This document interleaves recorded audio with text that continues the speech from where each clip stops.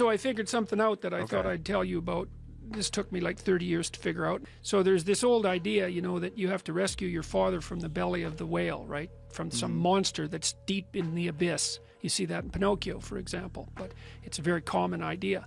And I figured out why that is, I think. So imagine that we already know from a clinical perspective that, you know, if you set out a path towards a goal, which you want to do because you need a goal and you need a path, because that provides you with positive emotion, right? So you set up something as valuable, so that implies a hierarchy. You decide that you're going to do that instead of other things, so that's kind of a sacrifice, because you're sacrificing everything else to pursue that. And then you experience a fair bit of positive emotion and meaning as you watch yourself move towards the goal. And so the implication of that is the better the goal, the more full and rich your experience is going to be when you pursue it. So that's one of the reasons that's one of the reasons for developing a vision and for fleshing yourself out philosophically, because you want to aim at the highest goal that you can manage. Okay, so you do that, and then what you'll find is that as you move towards the goal, there are certain things that you have to accomplish that frighten you. You know, maybe you have to learn to be a better speaker, a better writer, a better thinker, or you have to be better to people around you, or you have to learn some new skills and you're afraid of that, whatever, because it's going to stretch you if you pursue a goal, and so that'll put you up against challenges. Okay, so all the clinical data indicates, well, the opposite of safe spaces, as Jonathan Haidt has been pointing out, that what you want to do when you identify something that someone is avoiding that they need to do because they're afraid, you have them voluntarily confront it. And so you break it down. What you try to do if you're a behavior therapist is you break down the thing they're avoiding into smaller and smaller pieces until you find a piece that's small enough so they'll do it. And it doesn't really matter as long as they start it, you know, then they can put the next piece on and the next piece. And what happens is they don't get less afraid, exactly, they get braver.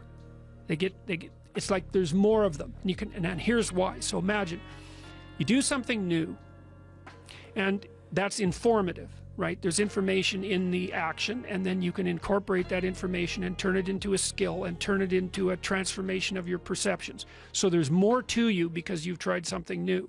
So that's one thing.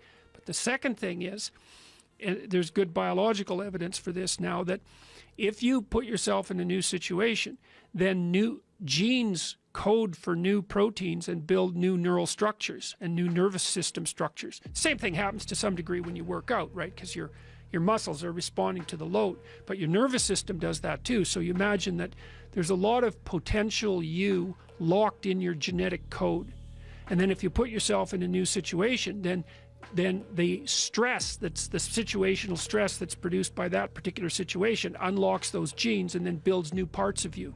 And so that's very cool, because who knows how much there is locked inside of you. Okay, so now here's the idea.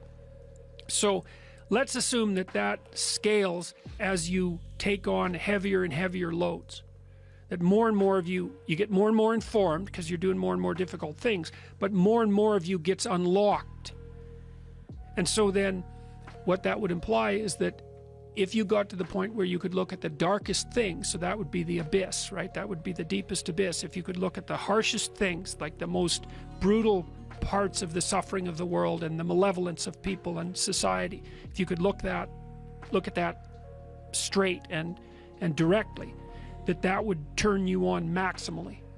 And so that's the idea of rescuing your father, because imagine that you're like the potential composite of all the ancestral wisdom that's locked inside of you biologically. But that's not going to come out at all unless you stress yourself, unless you challenge yourself. And the bigger the challenge you take on, the more that's going to turn on. And so that as you take on a broader and broader range of challenges and you push yourself harder, then more and more of what you could be turns on, and that's equivalent to transforming yourself into the ancestral father. Because you're like what would you call it? You're the consequence of all these living beings that have come before you, and that's all part of your biological potentiality. And then if you can push yourself, then all of that clicks on, and that turns you into who you could be. That's the re-representation of that positive ancestral father. So that's why you rescue your father from the belly of the beast. The idea would be that if you can face the malevolence and you can face the suffering, then that maximally that opens the door to your maximal potential. And then the optimistic part of that is, although the suffering is great and the malevolence is deep, your capacity to transcend it is stronger. The most negative viewpoint is the most positive possible consequence, because one of the things you'd like to know, if you wanted to know something deep about yourself, is that you could face the worst that there was and prevail. I believe that people are capable of that. I think that despite how tragic life is and how malevolent things are, that fundamentally our spirit, let's say, has the capacity to confront that and to fix it, like psychologically, so to confront it courageously, to be able to bear up under that if you do it voluntarily, but also to address it. Not only to deal with it psychologically, but to deal with it practically. And that we could make things much better